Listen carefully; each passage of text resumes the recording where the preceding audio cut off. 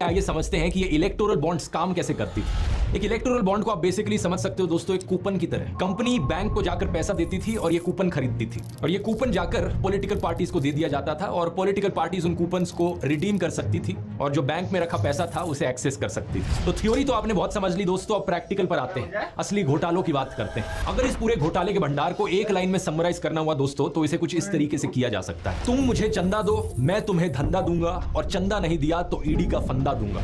इन सभी घोटालों में 3 एंटिटीज इन्वॉल्व है।